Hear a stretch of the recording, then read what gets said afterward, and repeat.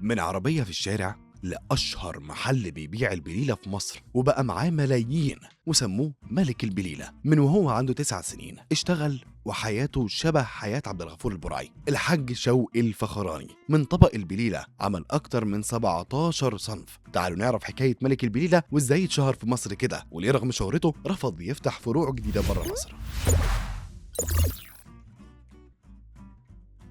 حكاية شقة وتعب استمرت لأكتر من 50 سنة بنفس الروح والطعم، علشان كل حاجة بيعملها بنفسه. عم شوقي الفخراني من وهو عنده 9 سنين بدأ يسعى على أكل عيشه وبينحت في الصخر، وعاش حياة شبه حياة عبد الغفور البرعي. نشأ الفخراني في أسرة بسيطة جدا في مدينة أجا في الدقهلية، وكان هو أكبر إخواته ال8. وبسبب ظروفهم الصعبة والحالة المادية ليهم اضطر عم شوقي ما يكملش تعليمه، وبدأ يشتغل من وهو صغير. بدأ يبيع العصاير والمشروبات الشعبية زي التمر والعرق سوس والبوظة، ولكن لاحظ انها بتتباع اكتر في الصيف، وفي الشتاء مفيش اقبال خالص. فقرر انه يعمل البليله في الشتاء، واتفاجئ من الاقبال عليه بالطوابير. كان الطبق الواحد ب5 تعريفه، وكانت الاطباق وقتها ستانلس، لكن بعد كده جاب الاطباق البلاستيك، وبعد كده الكوبايات الازاز، وكان بيصنعها مخصوص لتقديم البليله فيها. واحده واحده اشترى محل في نفس الشارع اللي كان بيقف فيه في العربيه بتاعته، وبقاله اكتر من 50 سنه في الشغلانه. اللي كان متعارف على البليله وقتها انها بالميه والسكر، لكن عم شوقي حط بصمته ولمسته وعملها باطعمه مختلفه، وكل فتره يضيف صنف جديد للمنيو. وبقى محترف في سوق البليله من اول اختيار حبه القمح والالبان والسمنه المستخدمه،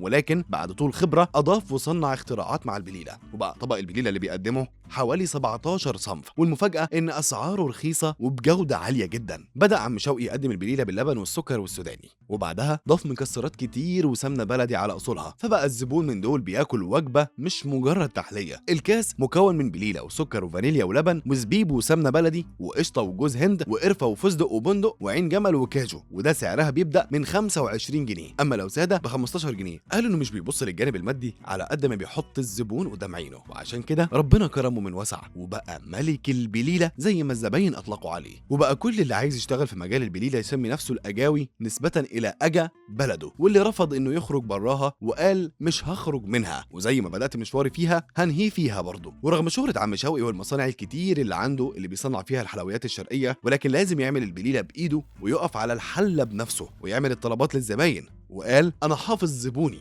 عايز مني ايه، عارف كل واحد سكره في البليله ايه، عارف بيحبها ساده ولا مكسرات. الزبون اول ما بيدخل بيلاقي طلبه نزل من غير ما يطلب. بتبقى اسعد حاجه عندي والزبون ماشي من عندي مبسوط انه اكل بليله. فريد ابن عم شوقي الفخراني عرض عليه ان هم يفتحوا فرع في محافظات تانية ويخرجوا بره مصر لندن والخليج، ولكنه رفض وقال له لازم كل حاجة تكون تحت عيني واعملها بإيدي، برغم عدد العمال والطباخين تحت إشرافهم. والمحل الصغير بقى محلين كبار، وافتتحوا فرعين، الأول في أجا والتاني على الطريق السريع القاهرة المنصورة. وده مش مجرد محل عادي، ولكن زي مدينة متكاملة للفسح، في ملاهي وحديقة ومطعم وكل الحلويات طبعا اللي أشهرها البليلة.